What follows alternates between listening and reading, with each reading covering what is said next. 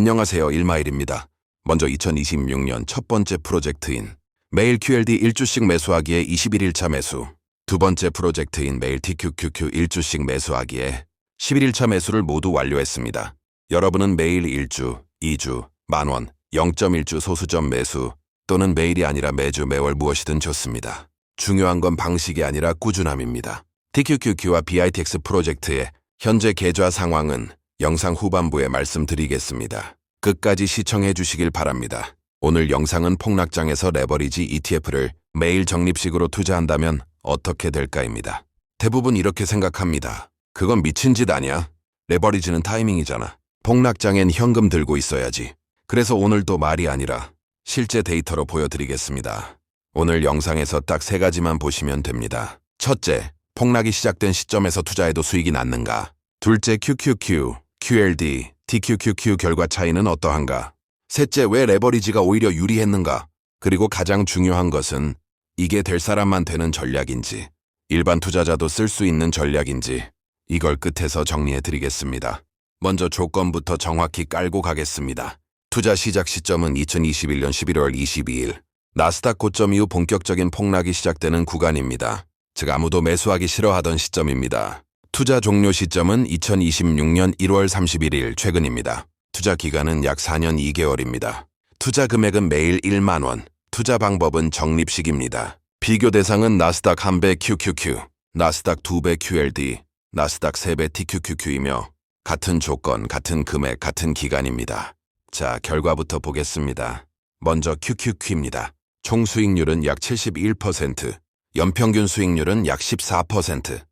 나쁘지 않습니다. 하지만 폭락장을 겪었으니 멘탈은 상당히 흔들렸을 겁니다. 다음은 QLD입니다. 총 수익률은 약 123%, 연평균 수익률은 약 21%, 총 수익률이 QQQ 대비 거의 2배입니다.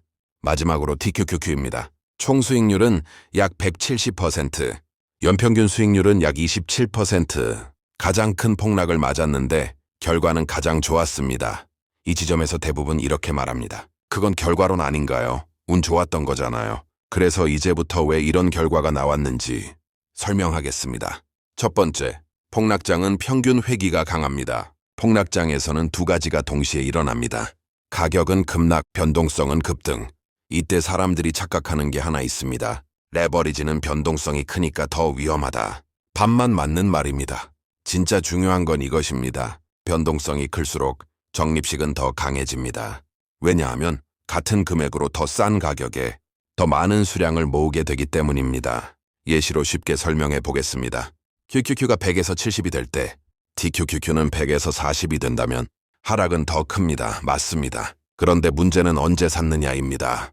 우리는 고점에서 몰빵한 게 아니라 바닥 근처에서 더 많이 샀습니다. 두 번째, 적립식은 수익률보다 수량 게임입니다. 대부분 투자자들이 보는 건 수익률입니다. 하지만 적립식의 본질은 다릅니다. 적립식은 수량 게임입니다. 폭락장에서 QQQ를 1주 매수할 때 QLD는 2주, TQQQ는 3주 이런 식으로 쌓입니다. 그리고 반등이 시작되면 수량의 회복 속도가 작용합니다. 즉 여기서 레버리지가 작동합니다. 세 번째, 레버리지는 타이밍이라는 오해입니다. 많은 분들이 말합니다. 레버리지는 타이밍이 맞아야 된다. 이 말은 거치식 투자 기준입니다.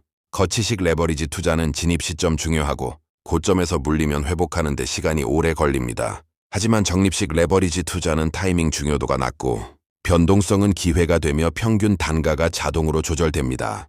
이 영상의 백테스트는 타이밍을 완전히 제거한 전략입니다. 여기서 아주 중요한 얘기를 하도록 하겠습니다. 이 전략은 만능이 아닙니다. 반드시 알아야 할 단점이 있습니다. 첫 번째 단점은 중간에 멈추면 최악의 결과가 나오며 멘탈 관리 실패 시 손실이 확정됩니다. 두 번째 단점은 계좌 변동성이 매우 크기 때문에 마이너스 50%, 마이너스 60%는 각오해야 합니다. 그래서 비중 관리가 핵심입니다. 그럼 누구에게 적합할까요? 이 전략은 이런 분들에게만 권합니다. 월급 또는 현금 흐름이 안정적인 분, 최소 3에서 5년 이상 버틸 수 있는 분, 마이너스 계좌를 볼 수 있는 분, 하락장에서 더 산다가 가능한 분. 오늘 영상의 핵심은 이겁니다. 레버리지가 위험한 게 아니라 레버리지를 다루는 방식이 위험할 수 있다는 것입니다. 폭락장에서도 매일 같은 금액으로 감정 없이 투자했다면 QQQ보다 QLD가, QLD보다 TQQQ가 더 좋은 결과를 냈습니다. 마지막 한 문장으로 정리하겠습니다. 폭락장은 끝나지만 그때 모은 수량은 남습니다. 이게 오늘 영상의 결론입니다. 여러분들에게 묻겠습니다. 폭락장에서 TQQQ를 사는 게 미친 짓일까요? 전략일까요? QQQ, QLD, TQQQ. 여러분의 선택과 이유를 댓글로 남겨주시길 바랍니다. 오늘 영상으로 QLD, TQQQ 장기 투자에 도움이 되었으면 합니다. 저 1마일은 페이스메이커 투자, 즉 매일 1주씩 매수하는 원칙에는 앞으로도 변함이 없습니다. 같이 가실 분들은 구독과 좋아요 눌러주시고 댓글로 여러분의 생각과 의견도 자유롭게 남겨주시길 바랍니다. 각자의 속도로 하지만 같은 방향으로 가면 됩니다. 그리고 마지막으로 TQQQ와 BITX 계좌 상황입니다. 두 계좌 모두 장기 투자 계좌입니다.